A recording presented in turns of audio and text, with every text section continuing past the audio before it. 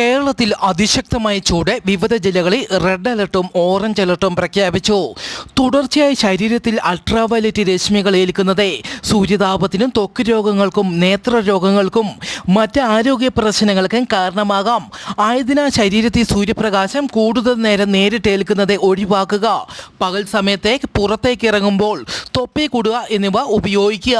Ultraviolet രശ്മികൾ ഇന്ന് കൂടുതൽ പതിച്ചത് ഇടുക്കി ജില്ലയിലെ മൂന്നാറിലാണ്. ഇവിടെ റെഡ് അലർട്ട് പ്രഖ്യാപിച്ചു. പത്തനംതിട്ട ജില്ലയിലെ കോന്നി, കോട്ടയം ജില്ലയിലെ ചങ്ങനാശ്ശേരി, ആലപ്പുഴ ജില്ലയിലെ ചെങ്ങന്നൂർ, പാലക്കാട് ജില്ലയിലെ തൃത്താല, മലപ്പുറം ജില്ലയിലെ പൊന്നാനി എന്നിവിടങ്ങളിൽ ഓറഞ്ച് അലർട്ടും പ്രഖ്യാപിച്ചു. സൗദി അറേബ്യയിൽ നിന്ന് സിംഗപ്പൂരിലേക്ക് പോവുകയായിരുന്ന ഒരു കപ്പൽ ഗോവയിൽ നിന്ന് 230 നോട്ടിക്കൽ മൈൽ അകലെ വെച്ച് സ്ഫോടനത്തിൽ തകർന്നു. ഇന്ത്യൻ നാവികസേനയും തീരസംരക്ഷണ സേനയും രക്ഷാപ്രവർത്തനം തുടങ്ങി. 3 പേരെ രക്ഷപ്പെടുത്തി, ഒരാൾ മരിച്ചു. മരിച്ച വ്യക്തി ചൈനീസ് പൗരനാണ്. കൂടുതൽ വിവരങ്ങൾ ലഭ്യമായിട്ടില്ല.